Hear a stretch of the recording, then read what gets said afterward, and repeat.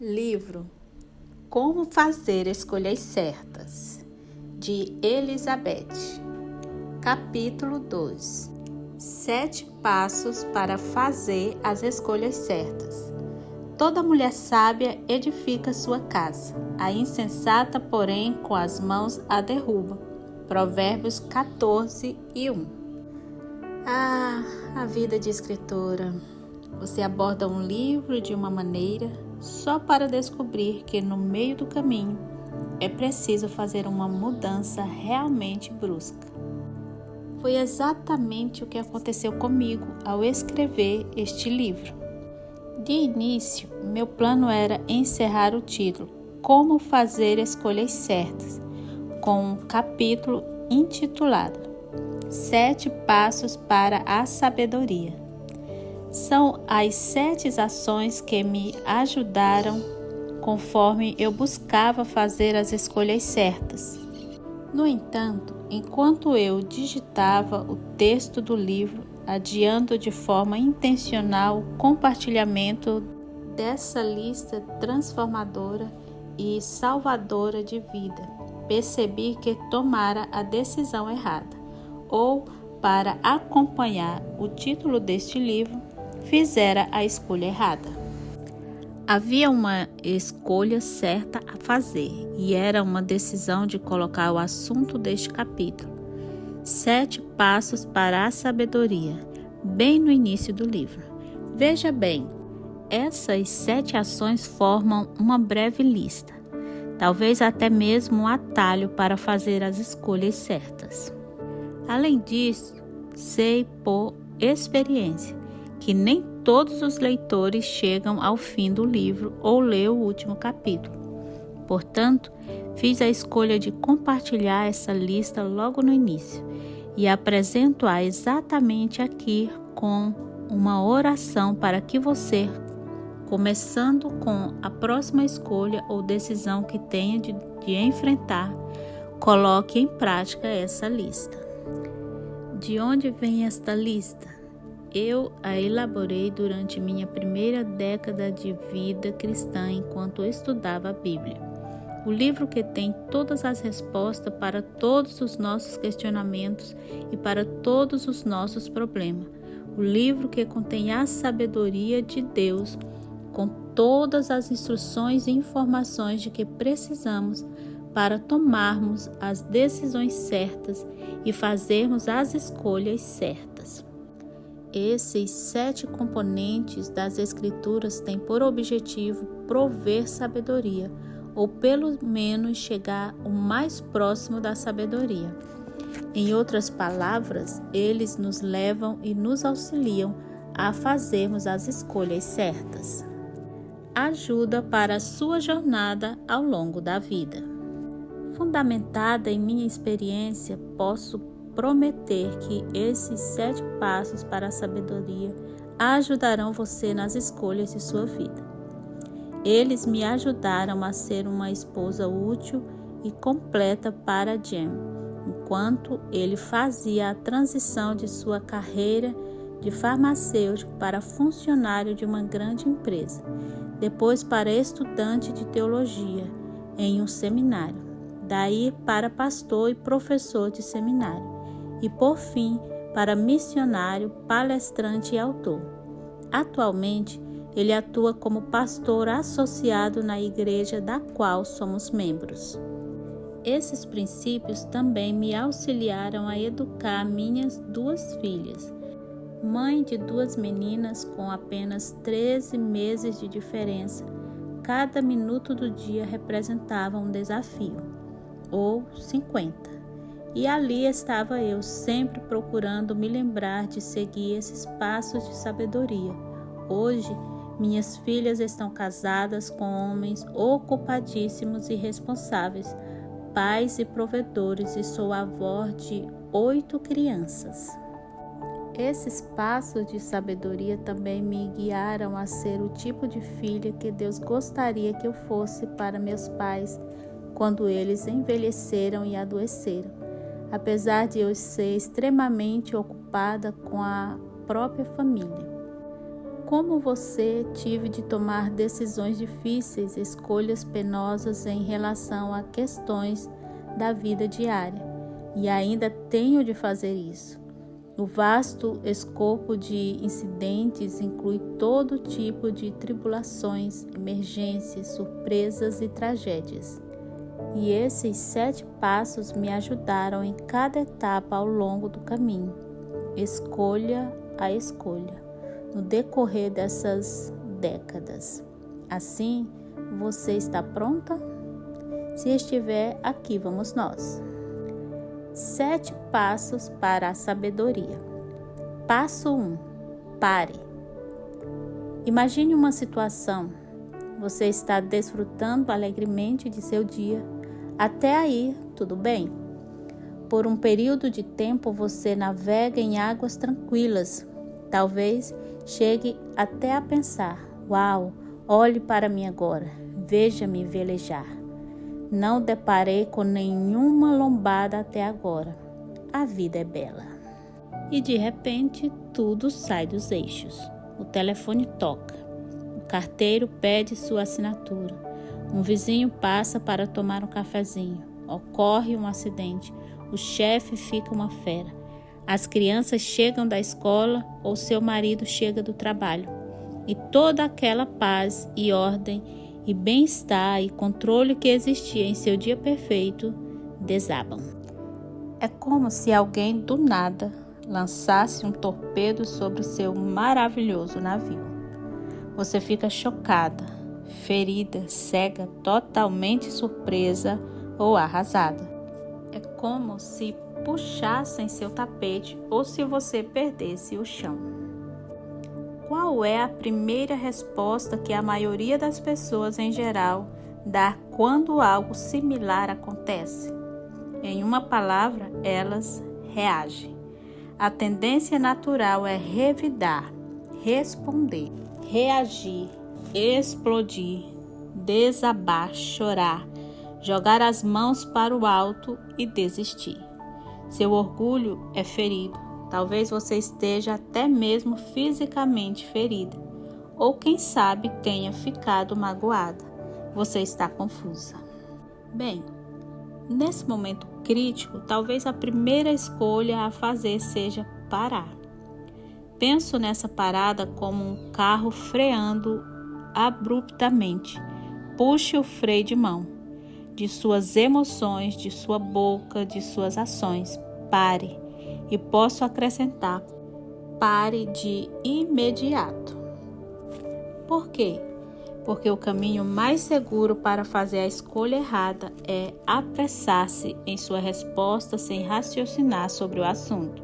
Ou seja, falhar em parar e não pensar antes de agir, tomar uma decisão rápida, instantânea ou emocional, sem se certificar de que você sabe a escolha certa a fazer.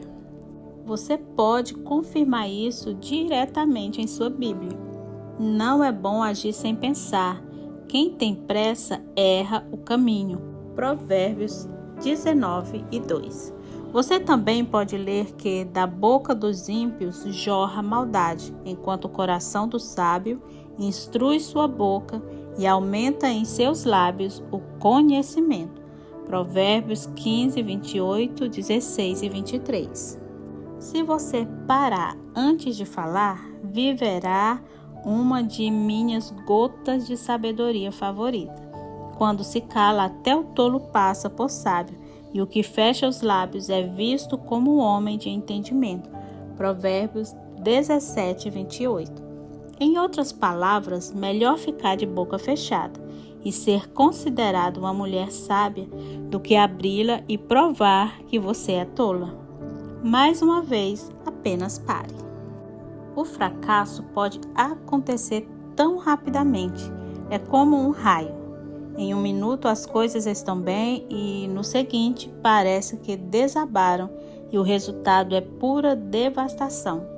Basta deixar de parar antes de fazer algo, antes de agir, antes de se mover, antes de falar e provavelmente você acabará desviando-se do caminho correto. Você simplesmente falha. Com certeza, existem algumas decisões que você precisa tomar instantaneamente. Contudo, mesmo que sua casa esteja pegando fogo ou que haja uma emergência médica ou um acidente, ou ainda que você sinta que o bebê está prestes a nascer agora, você pode parar por um milésimo de segundo e respirar fundo, repassando em sua mente algumas opções e clamando: ajude-me, Senhor. Essa parada de 1 ou 2 segundos pode ajudar você a criar um plano de ação enquanto corre para solucionar essa crise. Portanto, pare. Esse é o passo 1. Depois, você pode começar a olhar e ouvir. Então, pode começar a buscar ajuda, buscar soluções, buscar respostas. E daí pode ouvir o sábio conselho de outras pessoas e, acima de tudo, a voz suave e tranquila de Deus orientando e instruindo você sobre como lidar com esse problema da maneira do Senhor. Passo 2. Espere. Parar e esperar pode ser atitudes combinadas porque uma flui naturalmente da outra.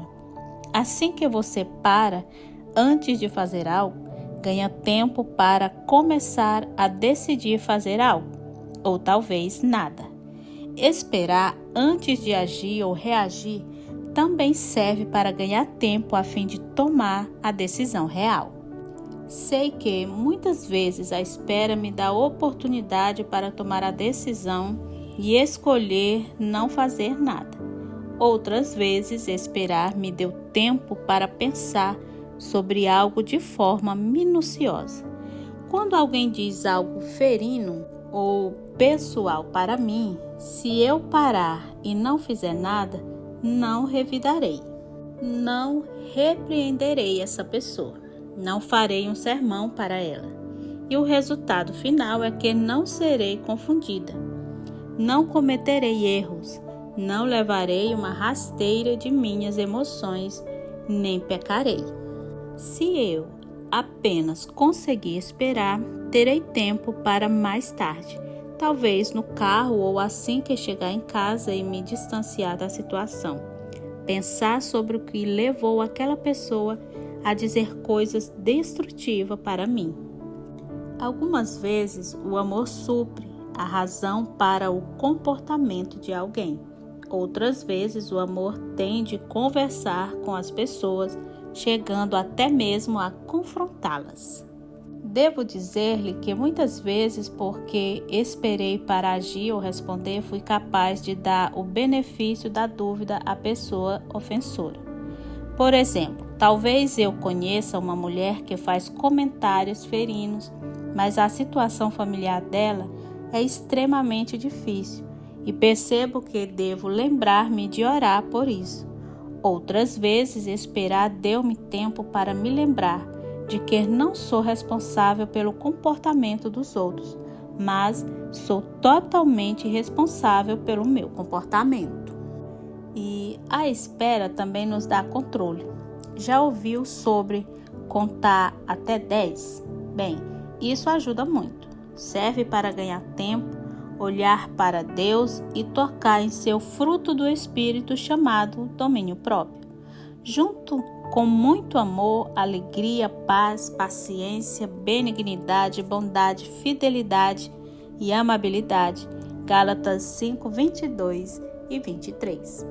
A espera também nos dá tempo para colocar o vestido incorruptível de um espírito manso e tranquilo, que é de grande estima diante de Deus. 1 Pedro 3 e 4.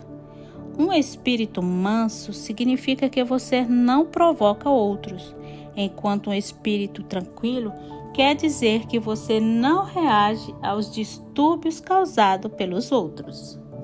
Esperar dá a você tempo para respirar fundo, tanto em seus pulmões quanto em sua alma, de modo que possa responder como a mulher de Provérbios 31. Abre sua boca com sabedoria e o ensino da benevolência está em sua língua. Verso 26.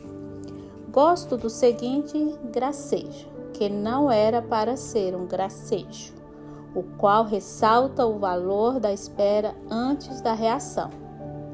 Sempre deixe para amanhã aquilo que você não deveria fazer de forma alguma.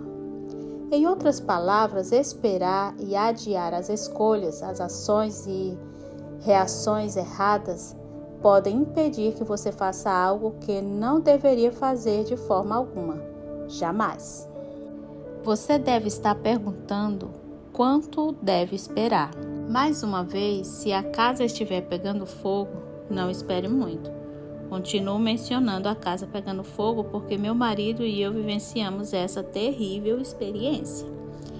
Se você precisar ligar para a polícia ou para o bombeiro enquanto estiver estendendo a mão para pegar o telefone, faça uma pausa mental, considere a situação, determine qual deve ser sua primeira atitude. Pense em Deus, na presença dele em sua vida e no cuidado dele para com você e espere pela direção do Senhor. Devo reconhecer que em algumas circunstâncias tive de esperar um dia, uma semana, um mês ou até mesmo um ano antes de saber a forma correta de proceder ou a melhor forma de lidar com uma situação difícil e espinhosa. Haverá ocasiões em que você também precisará esperar algum tempo. E enquanto estiver esperando e porque estiver esperando, terá tempo para gastar com a palavra de Deus, ouvindo o que Ele tem a dizer. E assim você terá um tempo doce e precioso para esperar em oração enquanto conversa com Deus sobre sua situação. Passo 3. Busque as Escrituras. Parafraseando Sócrates, o homem mais sábio é aquele que reconhece a própria ignorância. Portanto, comecemos exatamente nesse ponto, nossa ignorância. Não sei quantas vezes você já leu sua Bíblia ou de quantos estudos bíblicos já participou. Entretanto, quando você está diante de uma questão, um problema ou uma dificuldade, ainda precisa recorrer às Escrituras com um novo olhar para saber o que Deus diz sobre essa situação. Dessa forma, até ter buscado Deus em primeiro lugar, resista à tentação de correr para sua melhor amiga ou irmã ou telefonar para sua mãe.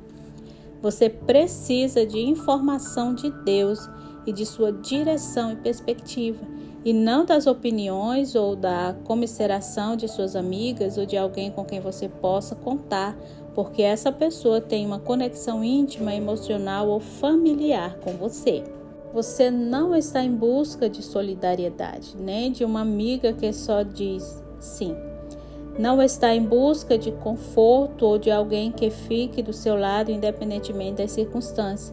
E certamente não está em busca da reação de alguma ou outra pessoa.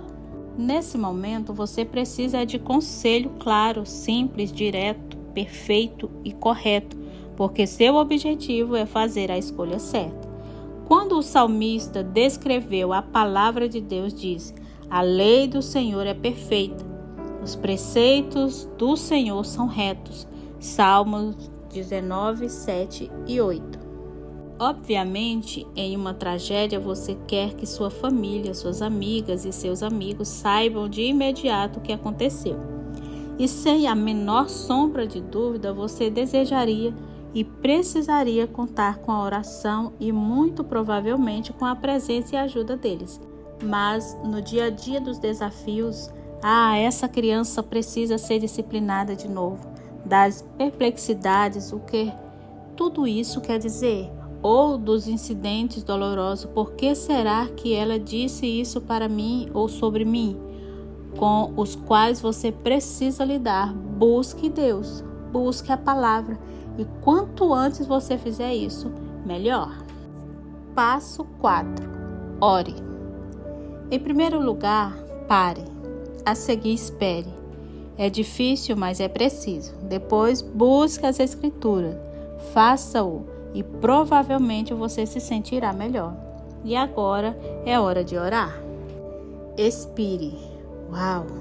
O que quer que tenha feito você percorrer o caminho dos 7 passos para a sabedoria, com toda a probabilidade deve ser algo gritante, atordoante, doloroso ou tudo isso junto. E os passos que você vem dando são passos que a levaram a um lugar mais pacífico em sua mente e espírito. Você não pode fazer nada exceto acalmar-se após ter parado, esperado e buscado a palavra de Deus. Todas essas ações a levaram à inatividade, à tranquilidade e ao repouso. Elas ajudaram a acalmar suas emoções e neutralizaram seus sentimentos. A escolha de entrar na presença do Senhor por intermédio da oração leva você a seguir a ordem de Deus para nos aquietarmos e sabermos que Ele é Deus. Salmos 46:10. Ou como outras versões apresentam esse versículo: pare de lutar, ou tranquilizai-vos. Em outras palavras, Deus conclama você a interromper toda a atividade de guerra, a lamúria, a irritação, a luta e as reações raivosas, e a deixar que as coisas aconteçam. É hora de tirar o foco de si mesma e de seu problema, a fim de se voltar para Deus. Quando você precisar de sabedoria e direção, ore. Busque Deus com o coração humilde, aberto e penetrante. Um coração que sabe que precisa de ajuda. Um coração que deseja ajuda. Um coração que confia em Deus e está disposto a obedecer às instruções do Senhor. Sempre que a crise se instaurar em seu dia, e isso acontecerá, e seu dia começar a desandar, você tem algumas decisões a tomar. Você precisará lidar com a situação, a crise, a decisão, a confrontação, a emergência. Descobri um conjunto de perguntas que faço a mim mesma em geral durante uma oração a Deus. Enquanto envio aos céus meu clamor por ajuda, as respostas começam a surgir, clareando as águas escuras e indicando a solução. Elas começam a revelar a melhor escolha. Por que eu faria isso? O que quer que esteja sendo exigido de mim ou se espera que eu faça? Por que eu não faria isso? Por que eu deveria fazer isso? Por que eu não deveria fazer isso? As primeiras 2 perguntas trazem à tona meus motivos, tanto os bons quanto os ruins. E as 2 últimas revelam minhas convicções fundamentadas na Bíblia. Sei que isso pode soar simplista e sei que pode parecer um tanto nebuloso ou dar a impressão de que esse exercício não tem a menor chance de ser útil. Tudo o que posso dizer é que ajuda sim. Por exemplo, digamos que seu dia está correndo conforme o planejado. O telefone toca e é uma amiga com um convite. Oi, que tal almoçarmos juntas hoje? Ou, quer reunir as crianças para nos encontrar à beira da piscina? O que você faz? Pense nessas perguntas sem perda de tempo. Talvez as respostas venham de imediato enquanto você pensa no convite. Talvez você precise ligar de volta para sua amiga cerca de 5 minutos depois, ou 15 minutos, ou ainda 1 hora. Eu também tenho uma pergunta a fazer. Senhor, qual é a coisa certa a fazer? Idealmente, seu objetivo é estar em constante comunhão com Deus em sua mente e coração durante todo o tempo, enquanto você avança no tempo e nos desafios de seu dia. Como um dos meus pastores continuamente lembrava a sua congregação, todo o ar que Deus permite que você respire deve ser exalado em uma oração. Assim, quando uma crise ocorrer, você já estará sintonizada com Deus e poderá começar a conversar imediatamente com Ele sobre a situação em questão e pedir sua orientação. Isso soa maravilhoso, não é mesmo? conforme já dissemos, é o ideal. No entanto, em geral, o que acontece é o oposto. Sei disso porque, em meu caminhar com Deus, sou uma pessoa que dá escorregadas e permite que o egoísmo, o descuido e as distrações se manifestem. Desvio os olhos do Senhor e deixo de ficar em contato constante com Ele. Esqueço-me de caminhar com Deus, ou me desvio de fazer as coisas da maneira do Senhor. E então, quando a crise ocorre, e mais uma vez ela ocorrerá, o meu dia começa a desandar. Sou pega desprevenida e sem contato com o Senhor. A solução? Acerte seus caminhos com o Senhor o mais rápido possível. Confesse seu pecado. Agradeça ao Senhor. Afaste-se dos pensamentos, comportamentos e atitudes menos que perfeitos e restabeleça sua sintonia com o Senhor. Então, e só então você poderá começar a interagir com Deus em oração, mesmo que esteja enfrentando uma crise de vida ou morte. Você sabe do tipo, a casa pegando fogo. Ou se puder de fato parar e fazer uma reverência a Deus ou ajoelhar-se diante de seu Pai que está no céu e orar. Conforme diz a citação sobre a crise, se você deixar de sentir o chão sob seus pés, é hora de se ajoelhar. Passo 5. Busque conselho.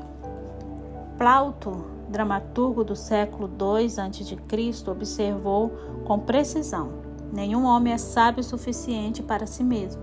Ou como a Bíblia observa, o caminho do insensato é correto aos seus próprios olhos. Provérbios 12 e 15. E essa é a razão pela qual você e eu precisamos dar o passo seguinte e crucial para nos ajudar a fazer as escolhas certas: buscar conselho. Plauto fez essa declaração, mas Deus já havia dito isso muitas vezes. No livro de Provérbios lemos: onde não há conselho, os projetos se frustram, mas com muitos conselheiros ele se estabelece. E quando não há uma direção sábia, o povo cai, mas na multidão de conselheiros há segurança. E ainda, os planos realizados com conselhos são bem-sucedidos, e com prudência se faz a guerra. Provérbios 15, 22, 11, 14, 20 e 18. Sou abençoada por estar rodeada por muitas mulheres mais velhas, verdadeiramente fiéis à Bíblia, semelhante àquelas descritas em Tito 2, 3 e 5. E acredite em mim, por intermédio de minha correspondência e de meu ministério com mulheres do mundo todo, sei que isso é raro. A pergunta que mais se faz é: quero crescer e sei que preciso de ajuda, mas onde encontro as mulheres mais velhas? Agradeço a Deus pelas mulheres mais velhas em minha igreja que obedeceram à ordem de Deus e ficaram à disposição de tantas outras mulheres em busca de conselhos, recomendações, encorajamento e até amizades comprometidas a orar por elas. E há tempo, à medida que cresci e amadureci, dediquei meu ministério de ensino da Bíblia para mulheres de uma forma que chegasse a transformar a vida dessas servas de Deus. E os 7 passos aqui descritos são algumas dessas lições inestimáveis. Passo 6. Tome uma decisão. Assim vamos fazer uma retrospectiva e recordar. Você enfrenta um problema ou uma dificuldade em sua vida? Espero que tenha em primeiro lugar parado. Nada de arroubos ou erros estúpidos até agora. Nada de gritos ou choro, a menos que a casa esteja pegando fogo. Ninguém foi ferido verbal ou fisicamente por você. Tudo porque você parou. Depois é o meu desejo, você deve ter esperado. Talvez precisasse acalmar-se emocionalmente e conseguiu isso. Talvez precisasse respirar fundo e por isso deu um passo para trás, literalmente em direção a essa situação. Talvez você tenha se dirigido para seu quarto ou se retirado dessa situação difícil, como faço muitas vezes até me acalmar e poder pensar no que está acontecendo ou no que precisa ser feito. E enquanto você esperava, ganhou tempo para examinar as Escrituras em busca do conselho e da vontade do Senhor. Sinto-me confortada em saber que, conforme a Bíblia declara, não há nada novo debaixo do sol. Eclesiastes 1:9. Isso quer dizer que a dificuldade que enfrento hoje já foi experimentada por outras pessoas, na verdade, por milhões delas. O sofrimento que enfrento hoje já foi enfrentado antes por inúmeras mulheres, esposas, mães, filhas, funcionárias, vizinhas e essa lista pode continuar indefinidamente. A tarefa de Deus é aconselhar você e Ele faz esse trabalho de forma perfeita e minuciosa. Tudo o que você precisa fazer é buscar esse conselho e encontrá-lo. Essa é a sua tarefa. E você deve ter orado. Não consigo pensar em proferir essas palavras sem exultar. Uau! A oração é a forma de reduzir as emoções e a tensão. Significa relaxar fisicamente. É deixar de lado tudo o que é mundano e enfadonho a fim de se concentrar em um único foco, seu Pai Celestial. Amo esses 4 primeiros passos porque são silenciosos, passos calmos e passos que você dá sozinha. Eles aquietam fisicamente seu coração, sua mente e seu corpo. Depois de dar esses passos, sua decisão será fundamentada na sabedoria e não na emoção. Então, você poderá analisar suas escolhas com a sabedoria das conselheiras. Elas são como uma comissão de apoio enquanto você toma sua decisão. Podem e irão ajudar, mas em última instância, a decisão é sua. Passo 7. Haja conforme sua decisão. Agora chegou a hora de agir. Isso não significa que você não fará correções ou alterações ao longo do caminho conforme seguir em frente. Para colocar em prática sua decisão, estabeleça um plano. O que você dirá? Como agirá? Qual será seu primeiro passo? Você precisará ensaiar? Como um general marchando para a guerra, mova-se e siga em frente com seu plano. O general que se tornou presidente dirigiu o exército dos Estados Unidos e depois o país inteiro com o lema: planejamento é tudo. Prepare um bom plano de ação que abranja os passos 1 a 6. Depois, pela fé, execute-o. Passo 7. Seja corajosa e ousada. Tenha confiança. Por quê? Porque você fez sua parte, de forma decente e em ordem. Você buscou uma solução para o problema e dificuldade, ou quem sabe para uma tomada de decisão de vida ou morte. A escolha é sua.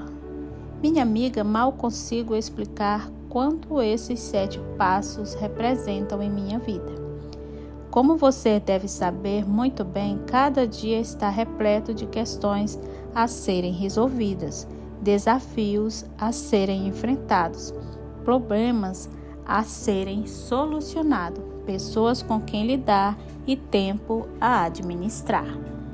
Ao longo deste capítulo, você provavelmente deve ter pensado: não tenho tempo para parar e seguir todos esses passos. Tenho minha família, a carreira, o ministério e uma vida que precisa ser vivida. Mas, minha amiga, você não pode se dar ao luxo de não seguir esses passos, pois sem eles, ou algo similar acabará fazendo as escolhas erradas, o que representará tempo perdido e a necessidade de voltar atrás, começar tudo de novo, derrapar, pedir desculpas, consertar suas confusões e ser tomada pela tristeza e pelo remorso. Sei disso por experiência, portanto, repense seu enfoque, faça algumas mudanças, algumas escolhas, Com apenas alguns poucos e preciosos momentos de oração, você pode fazer escolhas melhores. Como será? A escolha é sua. As diretrizes de Deus para você fazer as escolhas certas. As diretrizes apresentadas a seguir ajudarão você a caminhar ao longo de seu dia, confiante de que está buscando fazer as escolhas certas. Escolha sempre fazer o que é certo. Portanto, aquele que sabe que deve fazer o bem e não o faz, comete pecado. Tiago 4:17. Consulte a Bíblia antes de tomar decisões. Tua palavra é lâmpada para meus pés e luz para meu caminho. Salmos 119:105. Não tome uma decisão sem orar primeiro. Não andeis ansiosos por coisa alguma. Pelo contrário, sejam os vossos pedidos plenamente conhecidos diante de Deus por meio da oração e súplica com ações de graça. Filipenses 4:6. Busque o conselho de pessoas mais experientes antes de tomar suas decisões. Onde não há conselhos, os projetos se frustram, mas com muitos conselheiros, eles se estabelecem. Provérbios 15:22. Acredite que Deus tem em mente o que é melhor para você. Se vós, sendo maus, sabeis dar boas coisas aos vossos filhos, quanto mais vosso Pai que está no céu dará boas coisas aos que lhe pedirem. Mateus 7:11.